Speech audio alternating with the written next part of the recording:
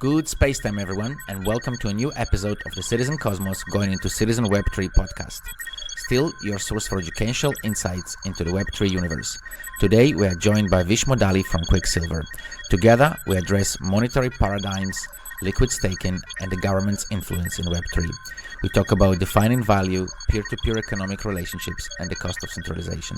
Finally, we look into governance, privacy, and working towards the greater goal. When you're trying to define value, it's best to be as simplistic as possible. Currently, government has an unfair advantage, because they have the exclusive right to force.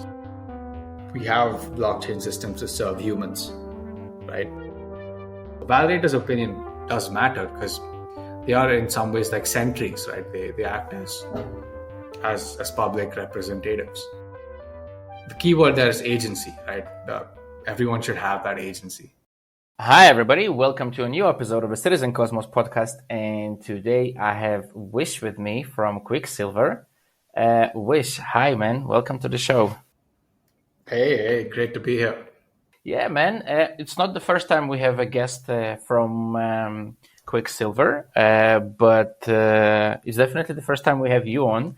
So I'm going to ask you to do the most obvious thing and to give a little introduction about yourself, and if you can, please tell us, not just what you do for work, but tell us anything you want to, people to know about yourself, who you are, what your interests, what you do, what you work with. Yeah, for sure. I guess, hey guys, I'm Vish. I'm one of the founders of Quicksilver. My background is in economics, mainly research. I used to do a bunch of monetary economics and research around that in Australia. That's when I started getting interested into crypto, right? It felt like really an alternative paradigm of not just money, but assets and value creation in general, right? So that really sort of excited me. So I dropped everything. I mean, I did finish my uni, but I pretty much dropped it and then moved to London, where I started working for a bunch of cool, hip fintech startups which were trying to revolutionize money.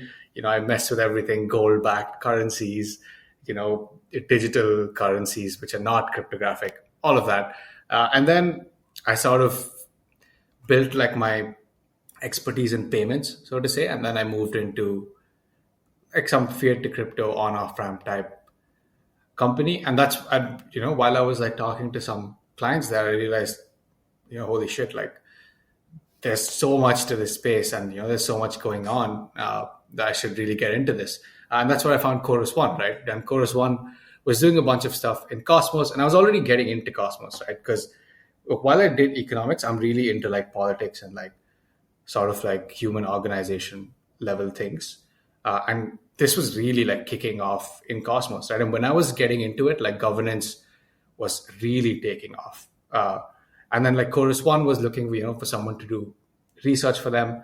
And then I jumped down that, right? So Chorus One, if you guys aren't familiar, is a pretty big validator in the space. So I joined Chorus One. I did a lot of governance level research, but I also did liquid staking research, especially. And that's where we started building the bare bones of Quicksilver, right? And these were very early days. Interchain accounts had just come out, and we had just realized that, okay, you know what? You can actually stake assets cross-chain. You could do ICA staking. What can you do with ICA staking? Liquid staking. And this was really, really early days. And we sort of took that ICA staking concept and thought, we'd spin out this sovereign chain, sovereign team, all of that. And then me and a couple of others at Chorus One spun out to sort of form Quicksilver. In 2022, I think Feb, we launched a white paper, which was really the first time there was a technical description of how to use ICAs, what interchain queries are, how you can sort of stake with ICAs and all of that. So and then we just heads down building since then. Unmute. Man, I hope that most of the listeners are familiar with Chorus One. We had Brian on, and we had other people from Chorus One, and here, and it wasn't a full episode with Brian. We definitely had a full episode, so I definitely suggest to all the listeners to check out that episode. It's It's not actually about liquid staking as such, but there is a lot of governance talk there for sure, and definitely cool. Man, you gave your intro with relation already to blockchain. How did you get into Web3 though? I mean, at which point? I mean, you said, currencies, digital currencies, but I mean, you don't have to go into it, but it sounded like you were very brief there. I'm quite curious though. How did you get into Web3 and why? Yeah, I mean, I guess there's just a few things there, right? Like, sure, like I had this background, like monetary economics and research around that, which obviously one of the parts, as as a young and slightly radical person into these things, you can take is to go into like Web3, right? But I think the greater thing that I mean, there's two, like, actually, I could probably divide it into two things. Like, one, like, it was extremely exciting, like, that there is a new way to create economic value. It really is like economic value and like the most theoretical description of value, right?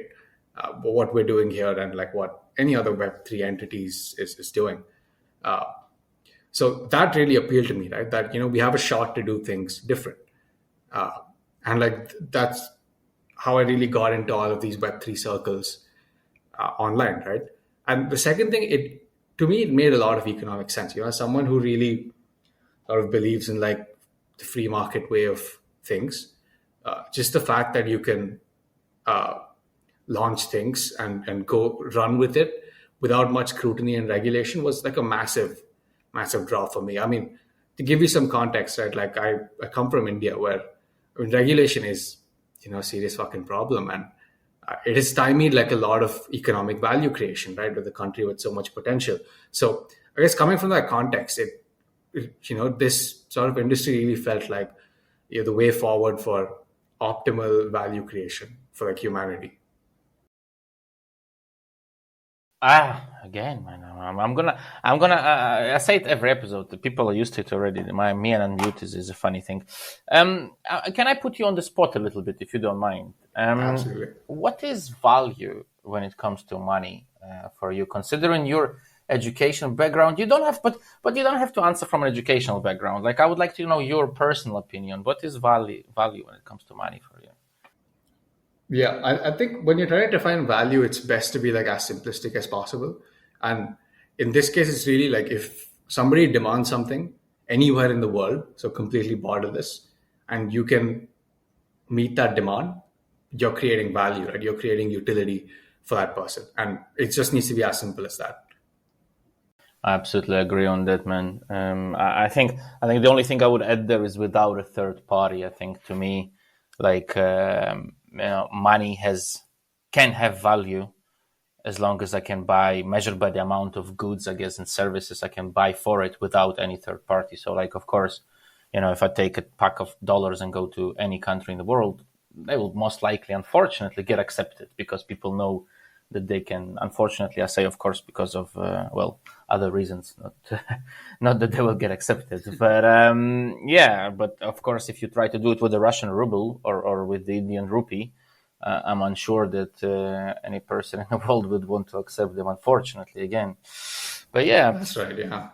yeah, man.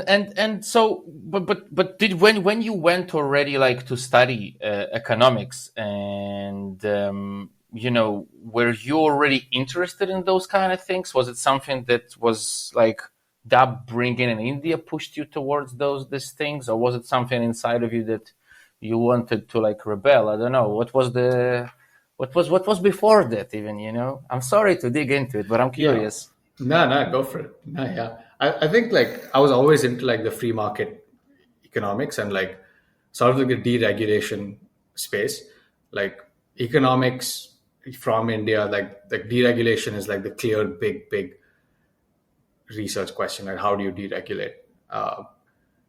So that I was always interested in, but I really wasn't aware that sort of digital currencies or like just digital assets were the way to do it, right? And more like decentralized assets were the way to do it. Like I always viewed like anything that's a digitalized form of a real world asset to be a UX simplicity rather than like a fundamentally different way to do things.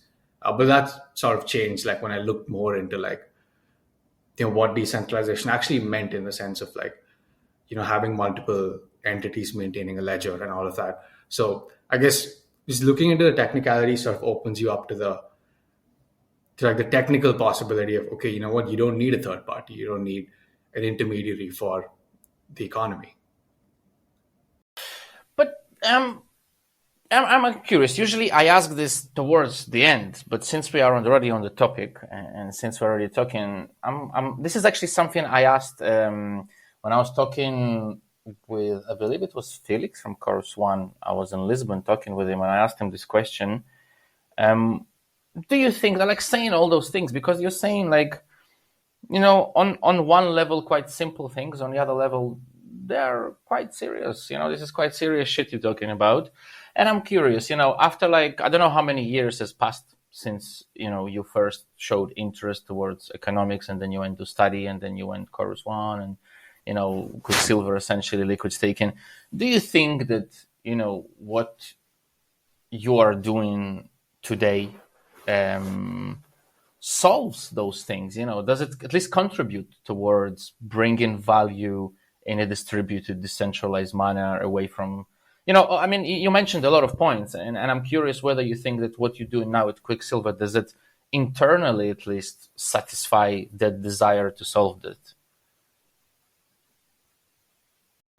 I think it does, right? Like in many ways, it's like we're trying to build like building blocks of like a very big thing, right? I think it's very easy to say, I'm going to take the biggest thing that solves my ideology and stab straight at it. But that is likely to be met with the least chance of success. And if everyone does that collectively, that will lead to the least chance of success. So, again, this is like sort of the free market way, right? Like where you have multiple people and like multiple organizations targeting specific sort of problems to solve, right, towards like a greater goal. And I think there is that satisfaction of solving a greater goal because we're not building Quicksilver in isolation, right? We are in an ecosystem. We talk to people, like we talk to partners where we sort of contributing to the ecosystem development of Cosmos as a whole. We're in the conversations, we're participating. So it's not like a vacuum chamber that we're in. Like we're in a bunch of things, and like our product plays a part of like the grander sort of ecosystem. And when it's like slightly different topic, of course, but still kind of like, some general chit chat, I guess. You mentioned India yourself, and you mentioned, and I actually recently had a couple of episodes that I was recording with people from one of the latest one is with Omniflix, is with Sisla. And, we had a big conversation about like India and what is the current situation in terms of like all the crypto regulations and decentralization and da-da-da. What is your opinion? I mean, now considering you're in a different country right now, for example, can you compare between where you're at now and India and yeah, okay, let's start with that, and then I will dig a little bit more into that. Yeah. I mean, I'm not going to go much into the comparison of like UAE and India. I think the circumstances are completely different, right? UAE is in many ways like a business hub rather than a fully functional state or a country. So the comparison is not really valid. But I think like one of the things that's interesting about like crypto regulation in India is that India is a country with like many opinions, right? It's not akin to China where you can have one entity essentially shut down or keep up crypto. And there's many competing interests in the country. Like the Reserve Bank seems to be relatively hostile to crypto because obviously that challenges sort of their authority. And like you have the government, which is sort of being lobbied by a lot of big crypto exchanges and like has like won a large election mandate with the promise of like a digital economy, right? That seems to be like the calling card of India right now. So they're keen to embrace it, but there are these sort of competing interests. I think the current sort of approach in many ways is a very Indian one, which is let's tax it, right? Why lose out on the revenue and figure out how to regulate it in the time being. So it is taxed. You're doing anything in crypto, you can pay a tax and you can have the stamp of approval from the government, but they are figuring out how to regulate it, and it's very likely they'll sort of see how MiCA goes in the EU, see what the SEC does in the US, and see how all that plays out, and like take the most economical stand, right? If there's a lot of crypto companies looking to move from the US after the SEC debacle, maybe there'll be a more favorable regulation in India, right? I think that's the way the government looks at it.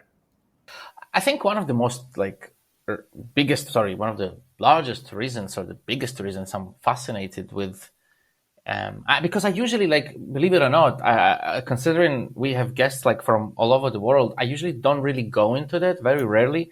And the reason with India is because I think India is a really great example of a really decentralized country. If we think about all the castas, all the languages, all the areas, all the culture, like there isn't another country in the world that has the same amount of diversity within such, okay, not a small space, but such a space. And I think that's why India to me was always like, kind of like, okay, like it has that same vibe in a way. I don't know how to explain it. I don't know, like, I think, but do you understand like what I'm getting at? This is like where the curiosity comes from. Yeah, I know what you're saying. It like, in many ways, I think India represents like also a challenge with decentralized systems, right? I think it's a good case study because you compare like sort of India with China being very centralized, and they were able to use that centralization to sort of jumpstart something really big, right? But at what cost? So it's a good like case study to be made between a decentralized system and a centralized system, how it benefits short-term gain and how it benefits like long-term gain, and that's something that really is yet to play out. Definitely, man. Let's see how it evolves. I'm curious to watch those things. I mean, unfortunately, governments usually don't care about culture, right? They usually just, like you said, let's tax it. But, man, it says in your Twitter description, by the way, community maxi. What does it mean for you? And what are you trying to refer to by that? I'm curious. When people put tags on themselves, I always try and ask, what does the tag mean? Yeah, I think what I mean by community maxi is that at the end of the day, we have blockchain systems to serve humans, right? And to aid in human organization. Because in large way, that's what an economy is. That's what any sort of system is, right? It's a way of human organization. So when I mean community maxi, I mean like, it's social consensus for the win, right? And at the end of the day, it's the users of a particular system or the stakeholders of a particular system that matter, not the system itself. And this is like another area of like, I wouldn't really say debate, but sort of like exploration in like the Web3 space. Is it social consensus? Is it like, hard coded consensus? What is the sort of source of truth? And I think I firmly stand on it's to do with humans rather than more to do with humans, more so rather than any hard coded consensus.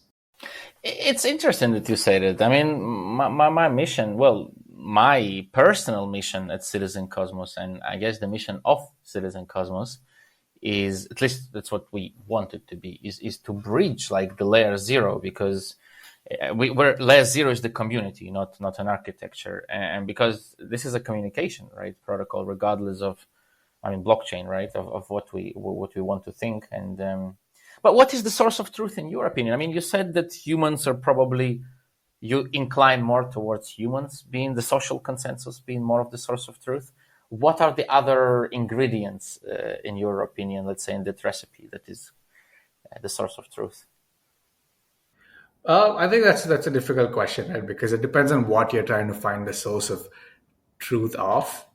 But like, I guess like there's always like a sort of conflict between, okay, like if we sort of narrow it down to like the like blockchains in general, right? Are we like really concerned about consensus between two systems, or are we more concerned about consensus between two people, right? Like if I send you X amount of something, is that a consensus between both of us? or is that a consensus between both of our systems, right? And what's the alignment between that, right? Because there are going to be times where there will be some conflict of choice. And I know I've taken like a very, very small example that can be scaled to like very broad protocol level stuff. Sure. But yeah, I guess that's sort of the thing. Right? And I think like, and that's where I stand, where I think it's source of truth is consensus between two people. Okay, because it's again, it's a curious point because I'm gonna say something that I think I've mentioned before some years ago, but and every time I say that phrase, let's just say that it's not the most welcomed phrase in the Web3 space. Blockchain is not P2P technology. P2P is when me and you tell me search, build me a house, and I'm like, well, Vish, pay me $100, and you're like, of course, finish the work and I'll pay you.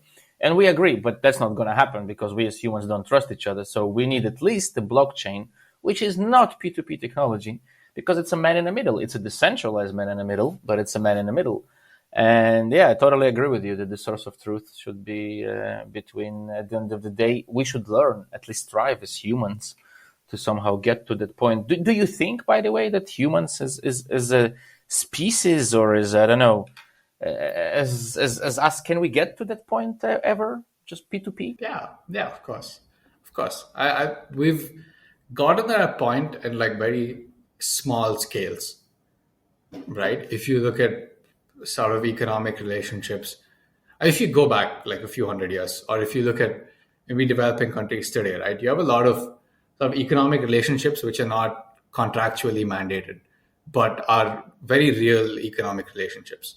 And they happen peer to peer. There's no entity enforcing any of that, right? Economic relationships between family, economic relationships in the community, right?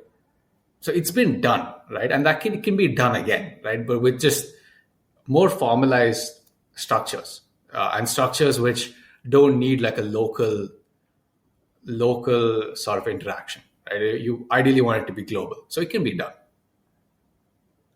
I remember I was like a few years ago. Excuse me. I was in north of Portugal, and it was like towards the Spanish border, and it was an area. It doesn't matter, but I maybe I shouldn't really even say where it was because of the next thing that I'm gonna say. But what impressed me was that this was 2019, I think, so it's very, very recent, just before COVID. And what really impressed me that in that area, in the middle of the European Union, in the middle of Schengen zone, yes, it's a bit of a secluded area. People almost didn't use fiat money. They were using goods and services, like literally, like, one person would teach one person riding horses or their kids, the other person would give them meat, and they would like, and it was really widespread. And I was like, whoa, that is cool, man. People are like, it's still working, man. Yeah, and I guess it really goes to show like how many ways there are to do coordination, right? Like, I think in today's world, we're absolutely certain that fiat money and contracts enforced by a government are the only way to make anything happen. But it's actually a much bigger slate out there. Let's talk a bit. You mentioned government. Let's talk a little bit about governance. And I know you like governance. So I will get to liquid staking, but I know you like governance too. So I've seen several of your retweets, or I don't think they were yours. I think they were more your retweets of other people's opinions. And it's hard, obviously, to say from a retweet what does a person think. But I'm curious because there's one particular here that I have. It's not about a retweet. It's more about a question. Do you think that governance needs to be structured in a way where other aspects of social consensus or any other constructs have to be sacrificed, for example, privacy? Okay, now I think this is a very bit controversial, right? In the way that I think governance and social consensus is the ultimate goal, right? Now, there is some conflict there with privacy, right? And I know people And I know that people in general are like very big on privacy, but I guess my sort of argument is if there is no central sort of policing authority, the value of privacy diminished? It's a question. I don't know, right? Uh, right. If you have like a self-governing system, do you need privacy? Because like one of the fundamental thesis of privacy also is that it's protection, right? But if there is nothing to protect you from, what is the value of privacy versus a completely open system? So I think in blockchain, this has been there, right? There's an inherent conflict. There's an inherent conflict on like the philosophical side and also on the technical side, right? Like between privacy and openness. Like with all of these privacy protocols coming up, it's very difficult to do like things, right? Like query the state of particular accounts and match that with a user on a different chain, right? This is something we at Quicksilver do for a lot of our features. Like, so there's a conflict at a philosophical level and also at a technical level.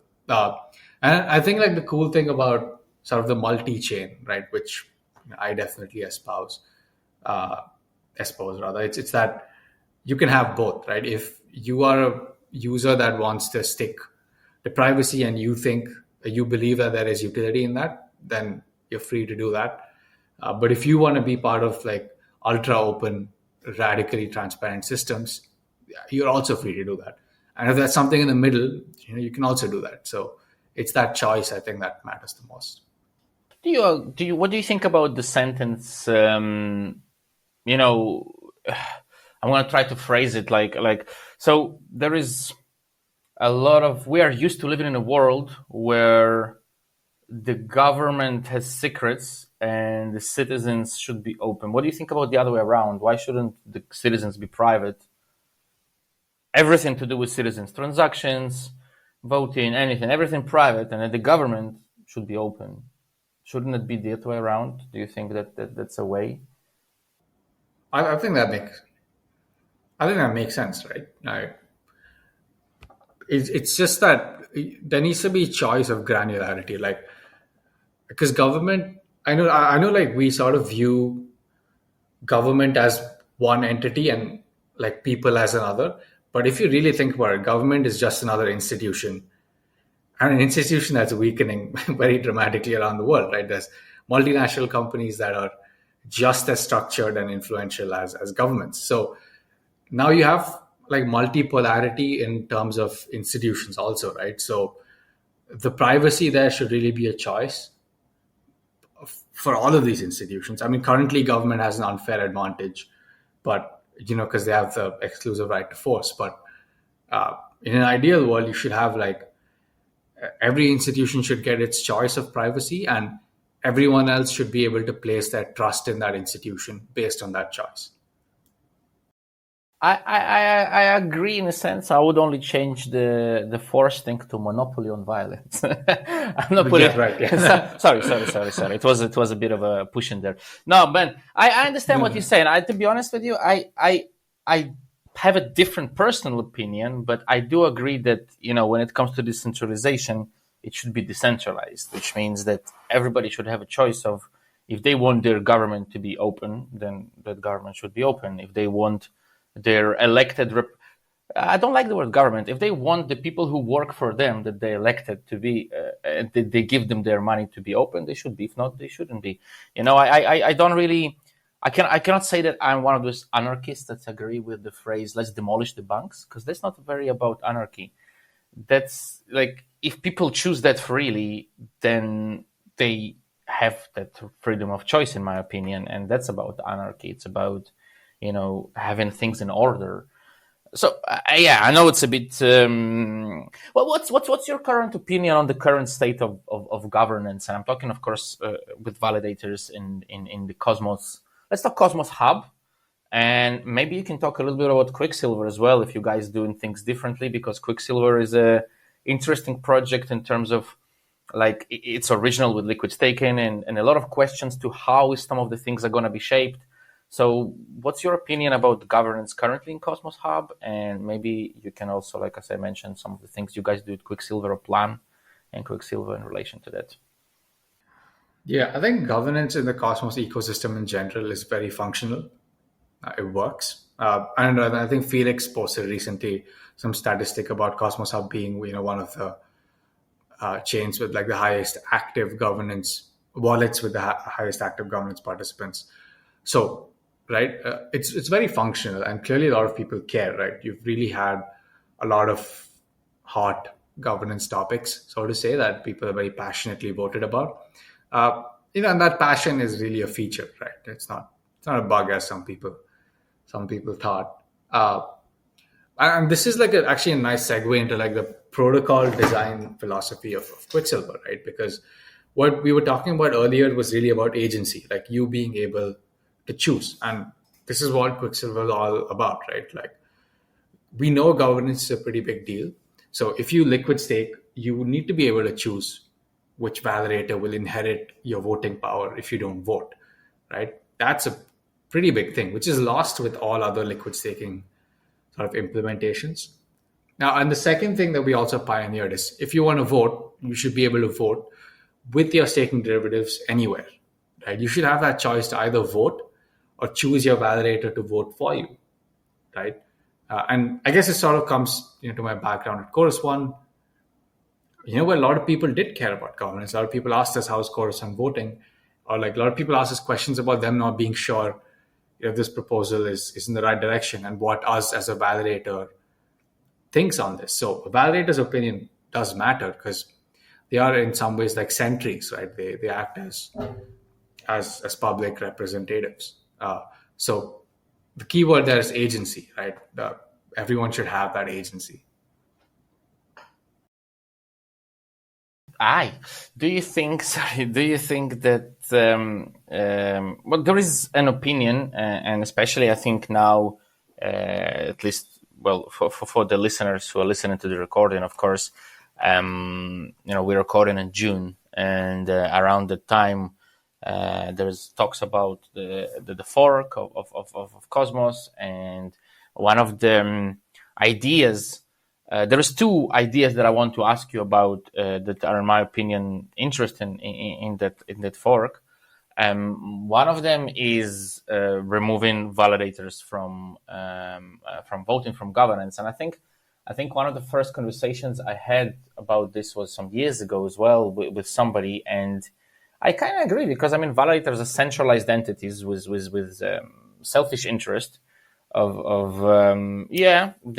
work with the network, but end of the day, they want to improve themselves. They want to make more money. They are centralized entities. They're not decentralized. And do you think that validators have to, should they participate in governance? Shouldn't they? Is there a case for both opinions? I think validators should participate in governance. I actually don't know who's trying to abolish that, but that's not a good idea, in my opinion, because there's two things to balance, right? In an absolutely ideal world, everyone would vote, right? Everyone would participate in governance. Everyone's fully aware of the implications of each governance proposal.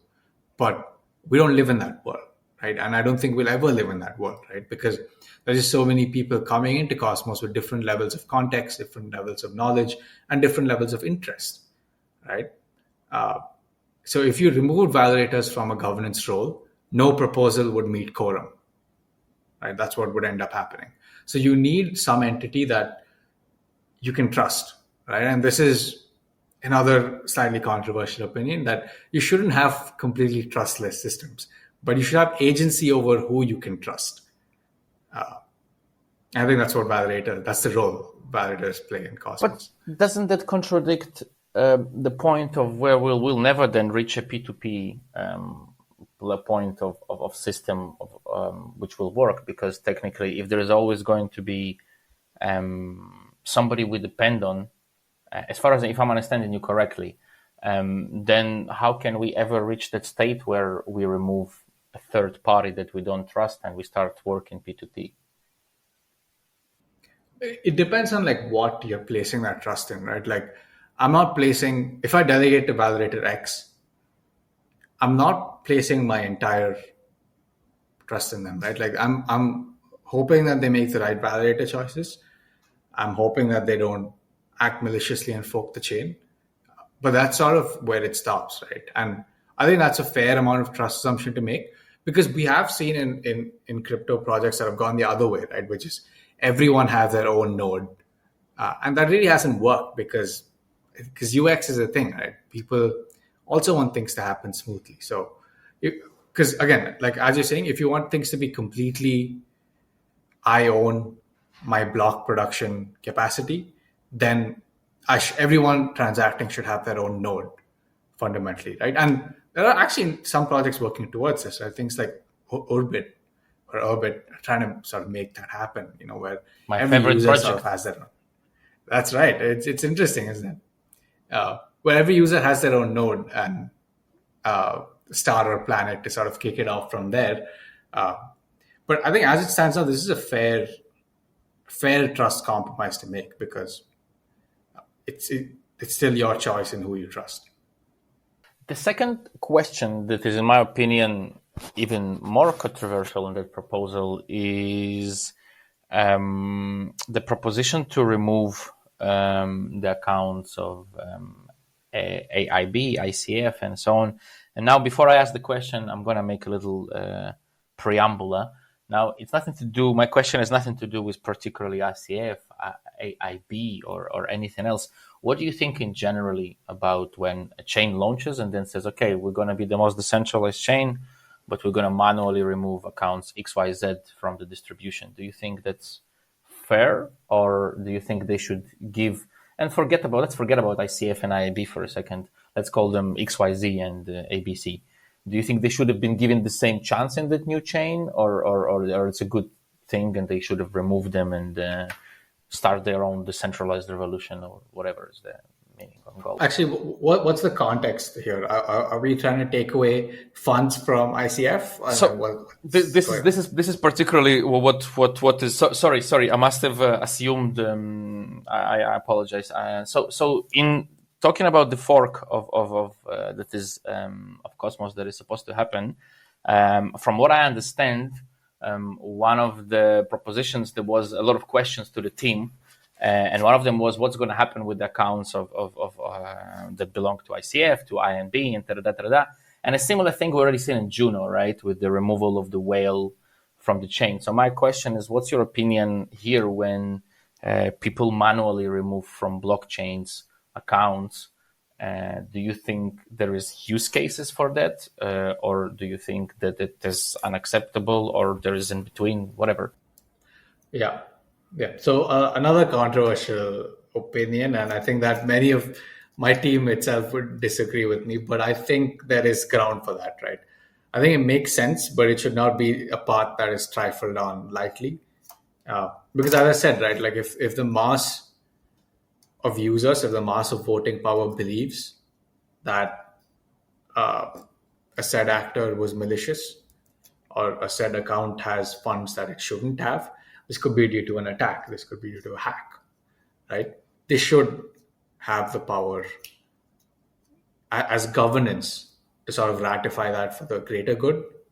But again, that should be like very, very governance based. And then this also then comes into how decentralized the chain is, right? If the chain is very centralized, then your security guarantee on that chain itself is very low.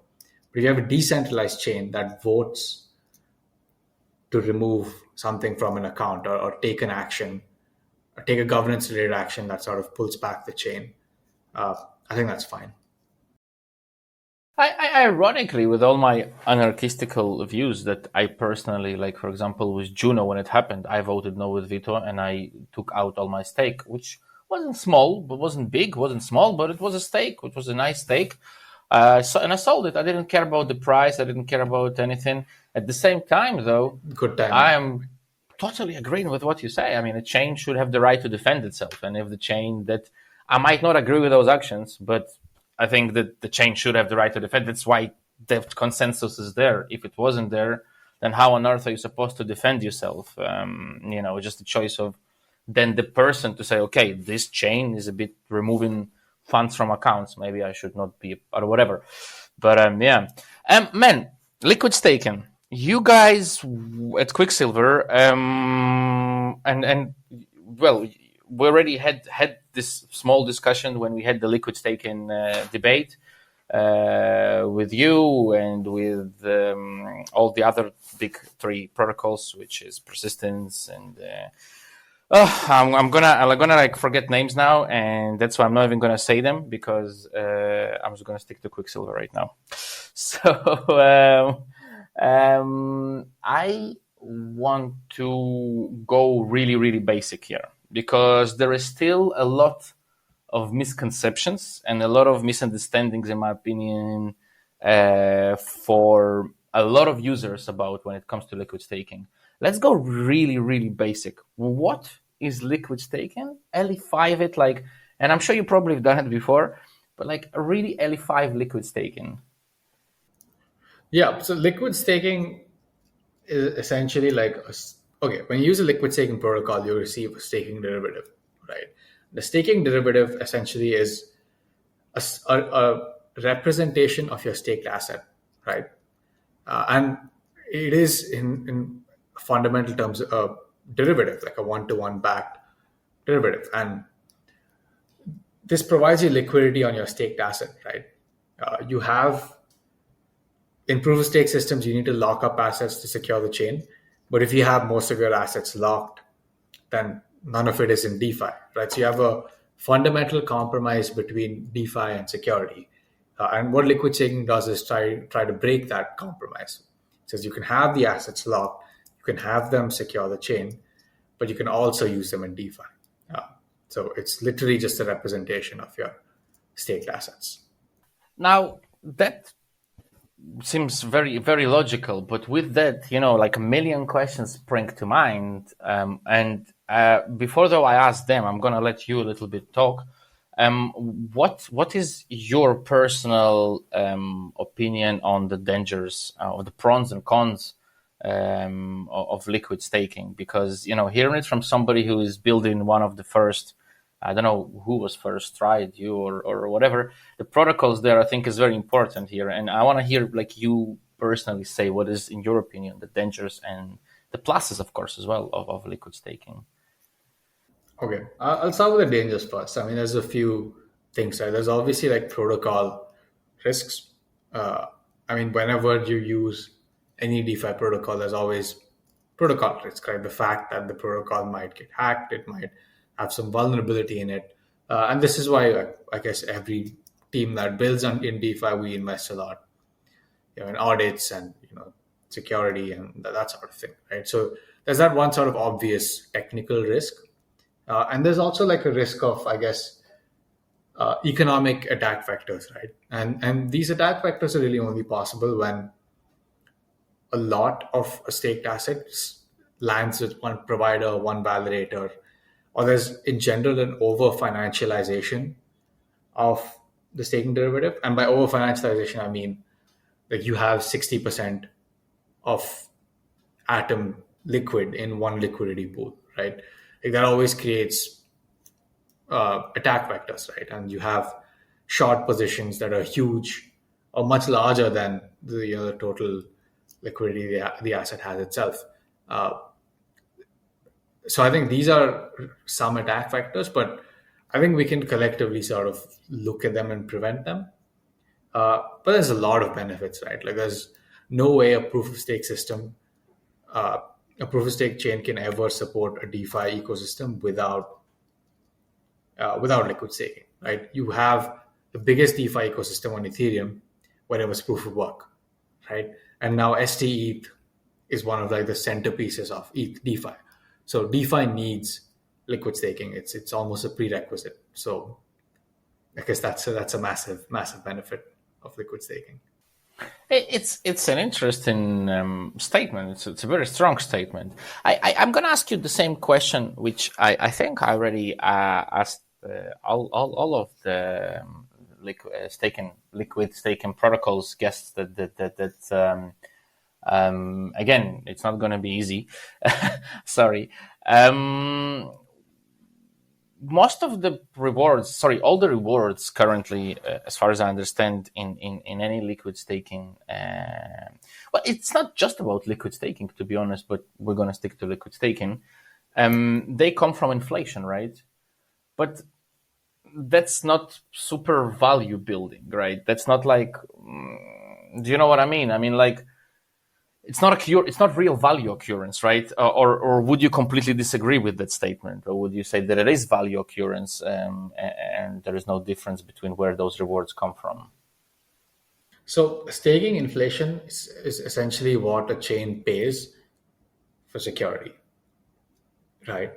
Uh, and I guess the way proof of stake chains were designed as a whole is that we'll move away from this from the system where we have, transaction fees generate maybe 2, 3%, 4% yield, and that would be your staking rewards, right?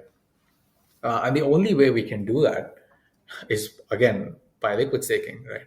If you have very high stake supply, and then in the future, if the chain does gain that sort of transaction volume or any other source of revenue that they then distribute to stakers, right? Like on Quicksilver, we distribute all staking reward revenue back to quick stakers, right? So if there's a chain like ICS on Cosmos Hub, right, they're distributing revenue.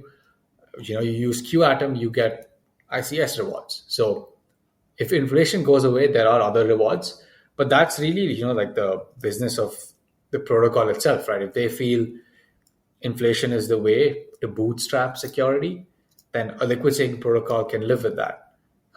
If there's other revenue coming that users think is valuable, a liquid staking protocol can live with that too. It doesn't make the liquid staking model, it doesn't impact the liquid staking model fundamentally.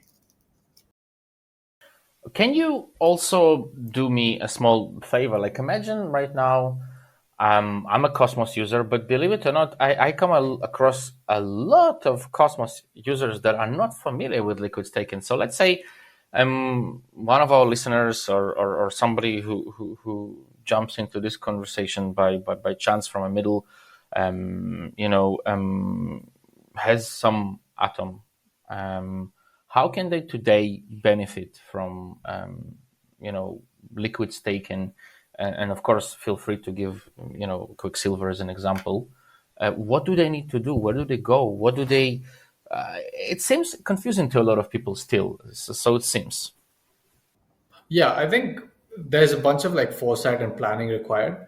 You got to understand what you're trying to do with your Atom in general, right? Like let's say today you have some Atom.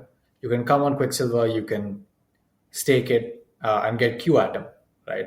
You can take this Q Atom and deposit it in the Atom Q Atom pool, right, to uh, earn like swap fees and Osmo rewards and quick rewards that we give on liquidity pools. Now, alternatively, you can also go to UMI, right, where you can deposit this Q Atom and then borrow some more Atom and then stake that for Q Atom and then sort of repeat the cycle until you hit like UMI's loan to value ratio, right? So this is like vibrant lending market that you can kick off with your Q Atoms, right?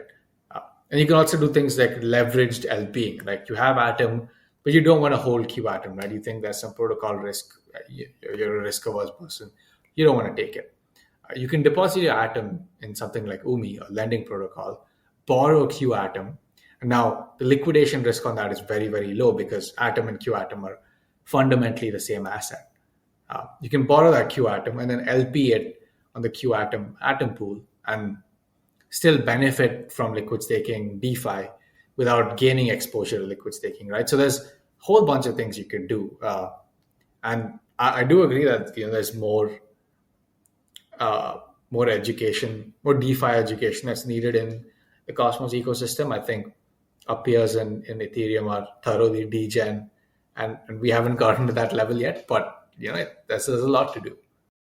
We'll get there. That's one of our missions, to degen the world, right? No, it's true. Like, I think people should be aware of those tools, and people should be more and more people aware of tools. But let me ask you one last thing, controversial thing for today, for sure.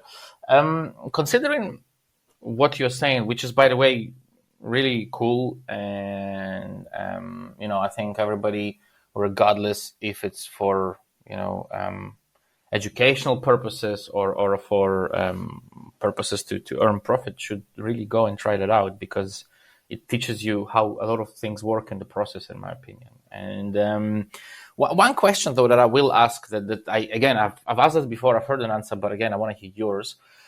Imagine that along that line where you describe it, and this is by no means to put anyone away from doing this. This is to, to be honest and to understand that what it could be the implication. In theory, that is, imagine in one of those assets was in one of those pools. I don't know, that you went, you borrowed, and let's forget Quicksilver for a second. Let's use something else. You went to Stride, you borrow, you put Atom, you got your ST Atom, and then you went, I don't know, with that you put it somewhere, borrowed. I'm gonna make this up. You borrowed USD, it's back, and then you went and took USD, put it with 20%, and then bam. So what happens in this case? USD is gone. What happens to the whole chain? Is the whole chain fucked pretty much? It depends on the ban, right? If it was in the specific case you described, if it was USD that went bust, then you're fine because you don't have exposure to the USD because you've borrowed it with Atom. So as long as Atom is fine, you can redeem that, right? But if Atom went bam, then you have a problem there because the value of your collateral now it just dropped. So you have to keep in mind like what you have exposure to, and do you trust that? I think if Atom goes bam, we definitely have a problem, and I think not just with We the have a whole, big we have a problem, big problem. Yeah, let's keep an eye on that, guys. Wish, let's go into the blitz. 3 questions. So first one, give me 3. I used to say crypto projects, but now I just say projects because there is other more interesting things, which technologically could be from the perspective of governance or economics or anything else you want. 3 things, 3 projects today that arouse interest with Wish. 3 projects. Okay. Polymer is one of them. Polymer, they do ZK IBC. That's really cool that it's going to take IBC to many other chains, and they're thinking about some very cool stuff. Babylon, also very cool, though I guess there's a lot yet to be released, but super super cool stuff. So as far as I can see, it's very interesting because what Babylon does is it removes the need for economic security, right? And it seems like every day we're batting for more economic security, but if they remove that, that can really change the game. And for a third one, maybe Eigenlayer is also very interesting. Also many similar themes, staking, security, that sort of thing.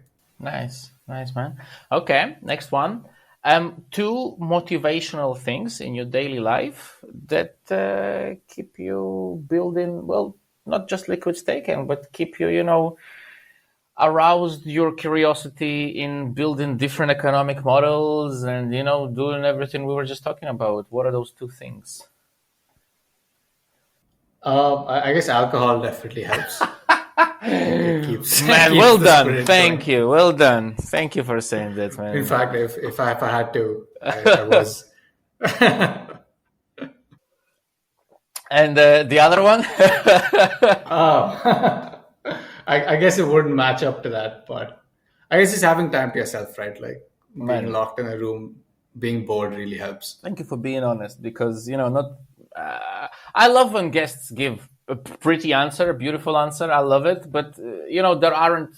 You are the second guest in like hundreds of people who have just said like, and honestly, like there was one guy who said, microdose and psilocybins, and then alcohol. And I was like, guys, thank you for being honest, because like fuck, man, I love beautiful answers. Don't get me wrong, but we have to be honest with ourselves too. But very honest. Yeah.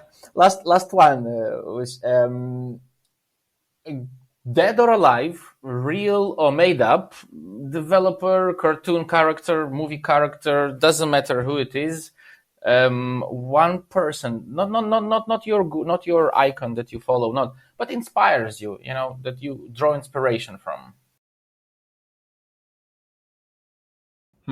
Doesn't have to be alive, doesn't have to be real. It could be a cartoon character, it could be a writer, it could be a GitHub developer, it could be Joe. I don't know, it could be anyone, it could be family, or whatever.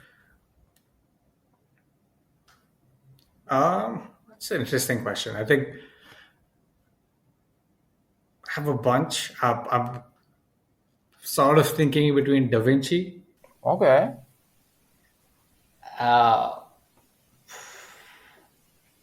Yeah, maybe Da Vinci. Okay, man, I like that answer, man. That's cool. Love it, love it. It's one of mine too, by the way. So yeah, for sure, understand that. Vish, man, thank you very much for all your answers. I'm sorry for if some of the questions were a bit harsh. I hope it was all good. Thank you for your time and thank you for your answers, man. And thank you everybody for listening. Thanks for having me. Thanks, man. Bye. Bye. This content was created by the Citizen Cosmos Validator. If you enjoyed it, please support us by delegating to Citizen Cosmos and help us to create more educational content.